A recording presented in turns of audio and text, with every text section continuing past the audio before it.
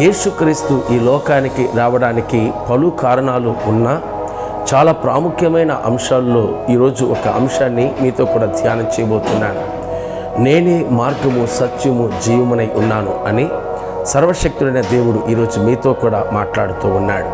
నా ప్రియ సహోదరి, సహోదరుడా, ఈ లోకంలో ఏ మార్గం లేని మీ జీవితంలో మార్గం చూపించడానికి, అందరి ద్వారా చేయి విడవబడి నా జీవితం ఒంటరైపోయి ఉన్నాను, నాకు ఏ మార్గం లేని స్థితిలో నేను వేదనతో ఉన్నానని చెప్పి ఒకవేళ ఈ కార్యక్రమాన్ని చూస్తున్నావేమో, నీతోనే ప్రభు మాట్లాడుతున్నాడు.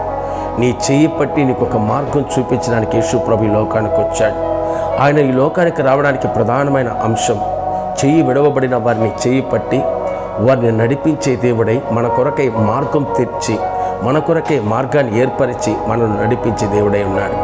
మనందరికీ తెలుసు, హాగరు యొక్క జీవితం సొంత భర్త చేత, సహోదరి చేత చేయి విడవబడిన పరిస్థితుల్లో బయర్షబా ఆ యొక్క భయంకరమైన ఎడారి ప్రాంతంలో ఇటు అటు తిరుగుతూ తనకంటూ ఇంకా ఎవరు లేని పరిస్థితుల్లో, చేయి విడవబడిన పరిస్థితుల్లో, ఇక అంతా ముగించబడిన ఆ పరిస్థితుల్లో ఒక ప్రక్క తన యొక్క సొంత కుమారుడు ఇష్మాయేల్ వేదనకరమైన పరిస్థితుల్లో ఉన్నప్పుడు ఆ యొక్క బయర్షబా అరణ్యంలో నా దేవాది దేవుడు దిగివచ్చాడే.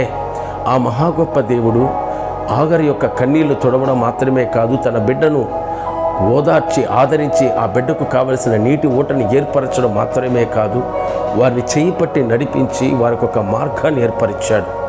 ఏ మార్గం లేదు, ఇక అంతా ముగించబడింది అని చెప్పి వేదనతో ఉన్న హాగరు యొక్క జీవితంలో ఏ విధంగా ఒక మార్గాన్ని ఏర్పరిచాడో అదే దేవుడు ఈరోజు ఈ కార్యక్రమం ద్వారా నీ కొరకైన ఒక మార్గం ఏర్పరచడానికి నా దేవుడు నీతో కూడా ముఖాముఖిగా మాట్లాడుతూ ఉన్నాడు. ఆయన నీ కొరకై మార్గాన్ని ఏర్పరిచే దేవుడై ఉన్నాడు. ఈ లోకంలో అందరి చేత చేయి విడవబడి ఉండవచ్చు. నీకొక శుభవార్త చెబుతూ ఉన్నాను. నా దేవుడు నిన్ను చేయి విడిచే దేవుడు కాదు. తప్పకుండా హాగరు యొక్క చేయి పట్టిన దేవుడు నీ చేయి కూడా పట్టబోతున్నాడు. నిత్యముగా ఈ కార్యక్రమాలు చూస్తాను. నీ జీవితంలో కూడా ఒకవేళ ఏదో ఒక పరిస్థితుల్లో నా అన్న వాళ్ళే నన్ను చేయి విడిచేశారు, నా రక్త సంబంధులే, నా వాళ్ళే నన్ను చేయి విడిచేసిన పరిస్థితులని, ఒంటరిదానిగా వేదనకరమైన పరిస్థితుల్లో ఉన్నానని చెప్పి ఒకవేళ ఈ కార్యక్రమాన్ని చూస్తున్నావేమో, నీకే ఒక శుభవార్తను నా దేవుడిని మాట్లాడుతూ ఉన్నాడు. భయపడకు.